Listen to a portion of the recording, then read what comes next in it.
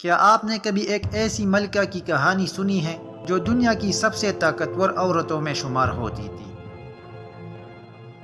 جس کے پاس دولت، تخت، تاج اور دنیا کی ہر آسائشیں موجود تھی، مگر ایک پرندے کی خبر اور ایک نبی کا خط اس کی زندگی کا رخ بدل دیتا ہے؟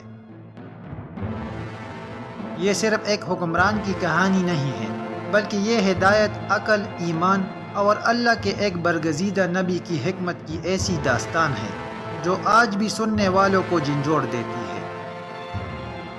آئیے سنتے ہیں ملکہ سبا اور حضرت سلیمان علیہ السلام کی سچی اور سبق آموز کہانی۔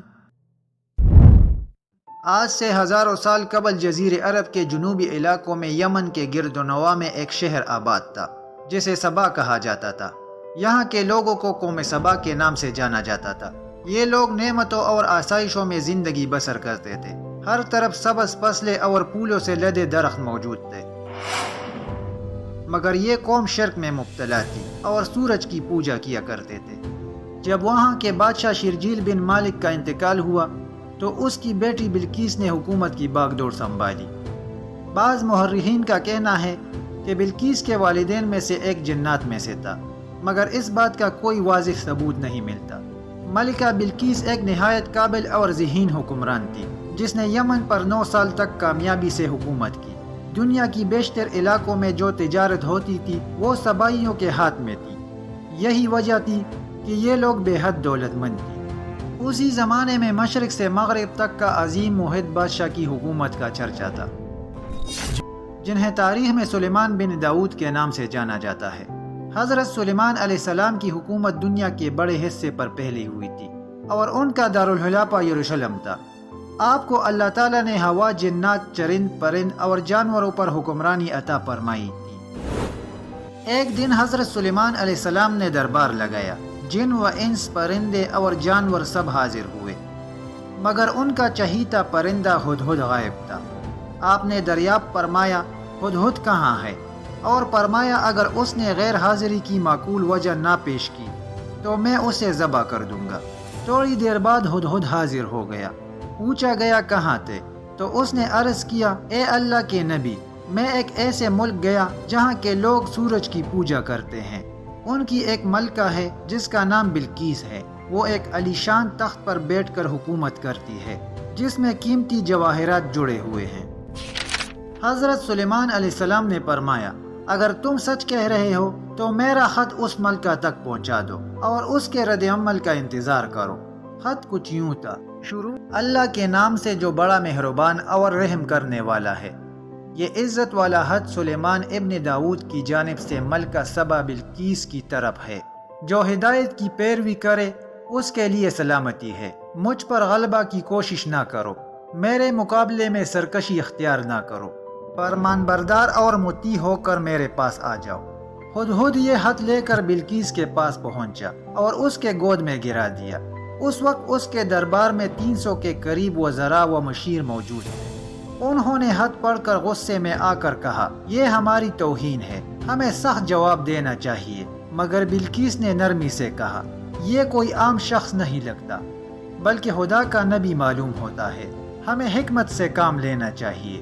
اس نے کہا، میں سلیمان کی طرف ایک تحفہ بیچتی ہوں، اگر اس نے قبول کر لیا تو وہ بادشاہ ہے اور میں اس سے جنگ کروں گی، اگر اس نے قبول نہ کیا تو وہ نبی ہے اور میں اس کی اطاعت اختیار کروں گی۔ جب قاصد تحفے لے کر حضرت سلیمان علیہ السلام کے دربار میں پہنچا تو اس شان و شوکت کو دیکھ کر حیران رہ گیا۔ حضرت سلیمان علیہ السلام نے فرمایا، کیا تم لوگ مال سے میری مدد کرنا چاہتے ہو جو پہلے سے اللہ نے مجھے عطا فرمایا ہے؟ وہ تمہارے مال سے کہیں بہتر ہے۔ تم اپنے تحائف لے کر واپس جاؤ اور اپنی ملکہ سے کہو کہ ہمارا انتظار کرے، ہم ایک زبردست لشکر لے کر آ رہے ہیں۔ جب یہ خبر ملکہ بلقیس کو پہنچی تو وہ سمجھ گئی کہ حضرت سلیمان علیہ السلام واقعی اللہ کے نبی ہیں۔ اس نے جنگ کے بجائے حضرت سلیمان علیہ السلام کے دربار میں حاضری اور اطاعت کا فیصلہ کیا۔ حضرت سلیمان علیہ السلام نے اپنے درباریوں سے فرمایا، کون ہے جو اس کے میرے پاس پہنچنے سے پہلے اس کا تخت یہاں لے آئے؟ ایک جن بولا، میں اسے آپ کے دربار برحاس ہونے سے پہلے لے آؤں گا۔ پھر ایک اور شخص جسے کتاب کا علم تھا بولا میں پلک جھپکنے سے پہلے اسے آپ کے پاس لے آؤں گا۔ حضرت سلیمان علیہ السلام نے پلک جھپکائی اور تخت ان کے سامنے موجود تھا۔ انہوں نے کہا یہ میری رب کا فضل ہے تاکہ مجھے آزمائیں کہ میں شکر ادا کرتا ہوں یا ناشکری۔ علماء کرام کے مطابق وہ شخص آصف بن برخیہ تھا۔ بعض نے کہا کہ وہ حضرت سلیمان علیہ السلام کا خالازاد بھائی تھا۔ ملکہ کا تخت نہایت عظیم الشان تھا۔ حضرت سلیمان علیہ السلام نے اس میں کچھ تبدیلیاں کر دی تاکہ دیکھے وہ پہچانتی ہے یا نہیں۔ جب ملکہ بلقیس دربار میں پہنچی تو آپ نے پوچھا کیا یہ تمہارا تخت ہے؟ اس نے کہا یہ تو گویا وہی ہے، ہمیں پہلے ہی علم ہو چکا تھا اور ہم فرمان بردار بھی ہو چکے ہیں۔ اس سے قبل حضرت سلیمان علیہ السلام نے ایک محل تیار کروایا جس کا فرش شیشے کا تھا اور نیچے پانی بہتا تھا جس میں مچھلیاں تیر رہی تھی۔ بلقیس جب محل میں داخل ہوئی تو اسے لگا کہ یہ پانی ہے۔ اس نے اپنی پنڈلیاں اٹھا لی۔ حضرت سلیمان علیہ السلام نے فرمایا یہ تو شیشے کا چمکتا فرش ہے۔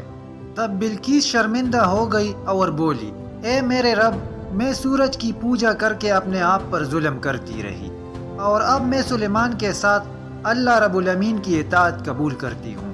اس واقعے سے بلقیس کو معلوم ہوا کہ جس طرح وہ شیشے کے فرش کو پانی سمجھ بیٹھی، اسی طرح وہ اور اس کے قوم سورج کو خدا سمجھ بیٹھی تھی۔ بعض روایات میں ہے کہ بلقیس مسلمان ہو گئی اور حضرت سلیمان علیہ السلام کے نکاح میں آ گئی۔ بعض محرخین نے لکھا ہے کہ حضرت سلیمان علیہ السلام نے اسے یمن واپس بھیج دیا اور اس کے لیے 3 عظیم الشان محل تعمیر کروائے۔